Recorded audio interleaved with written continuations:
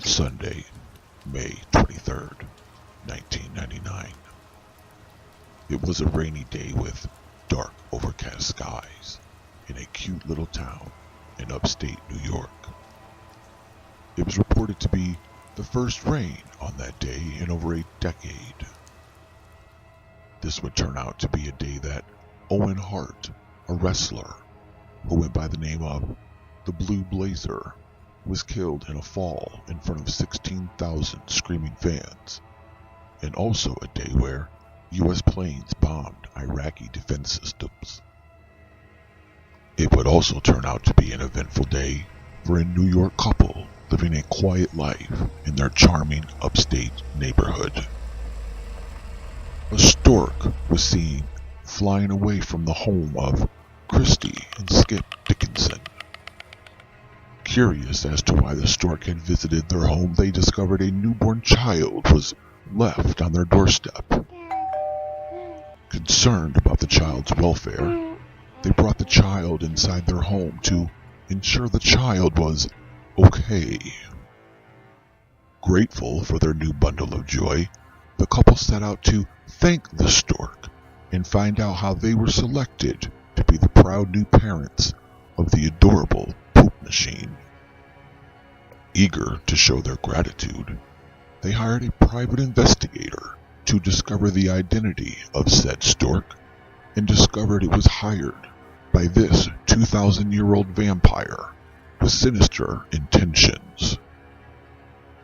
The neonate, who the Dickinsons later named James, was found to have been conjured up from a cauldron of incantations and ritualistic chants by the blood-sucking vamp.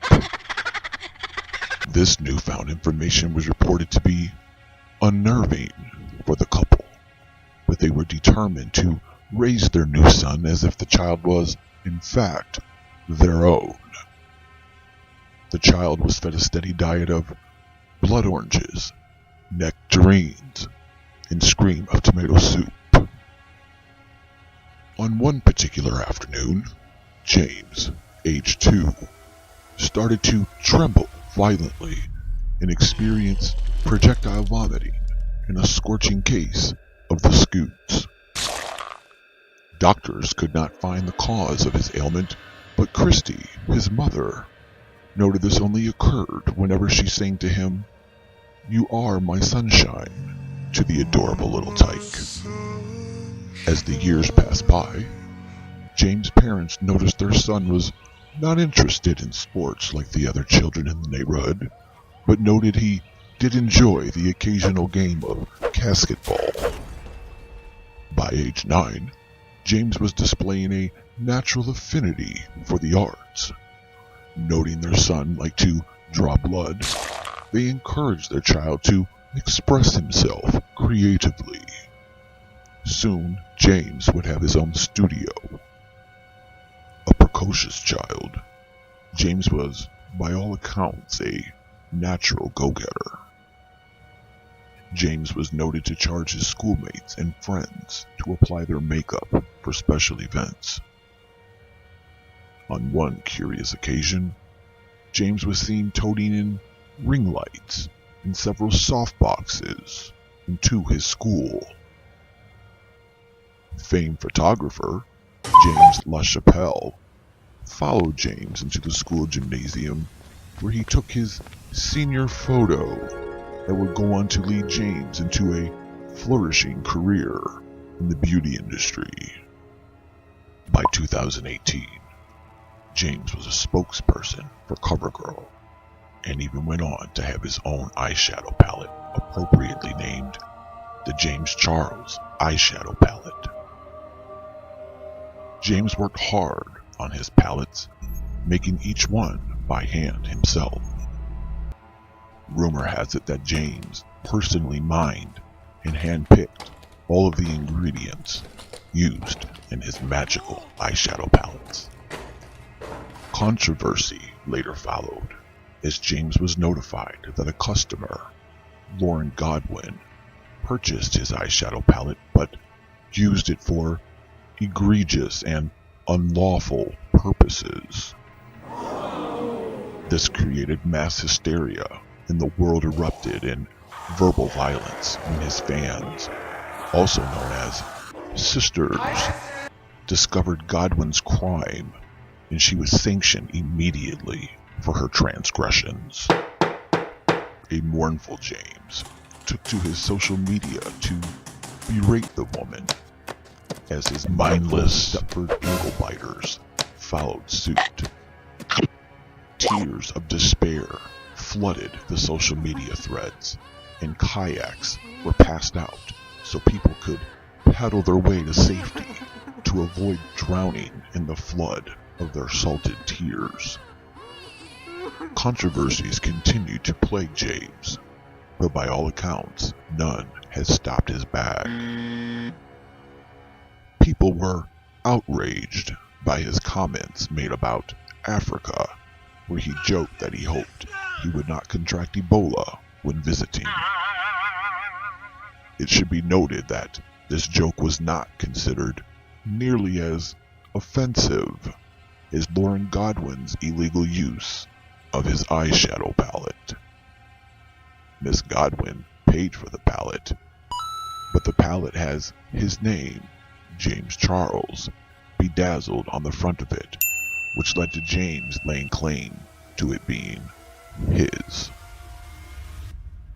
Sadly, Godwin came down with an unrelenting illness, and it was later discovered that voodoo dolls made in the likeness of Godwin by James Charles ankle biters was responsible for her sickness.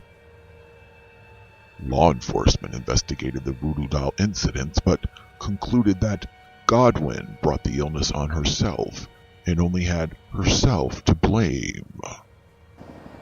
Police confiscated the eyeshadow palette she thought she owned and returned it to its rightful owner, James. The voodoo dolls aimed at Godwin remain active to this day. James Charles went on to attack a journalist who expressed her personal preference of obtaining makeup tips by women instead of men.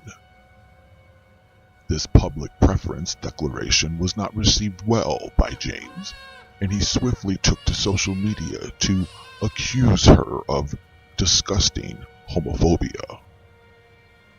Investigators looked into James Charles' claims as they wanted to ensure he was not, quote, upset in any manner, but were unable to conclude her comments were in fact homophobic, as she made no mention of gay men, but rather stated she did not take makeup tips from men, which would include heterosexual men as well.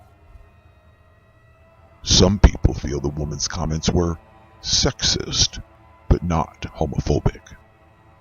To date, there is still no factual proof the woman is homophobic, but his sisters, also known as his easily offended, ankle-biting tender vittles, concluded that if James Charles said it, then it is fact-based.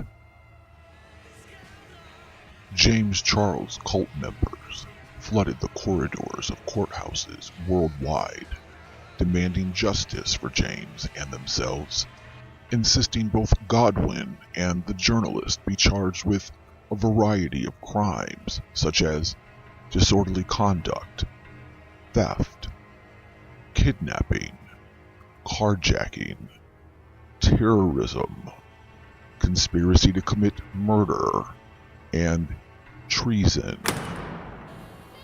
They publicly picketed and made their cries for help known by demanding both women be jailed for offending their sensibilities. The 2,000-year-old vamp guy was seen on multiple occasions snickering at the social unrest. As of April 2019, Godwin and the journalist have not been seen since. their disappearance remains a mystery. FBI agents who specialize in cults and experts on vampirism have cautioned the general public to keep any opposing views and opinions to themselves, as this will only serve to offend and enrage the ankle-biting Vittles, which is now a federal offense.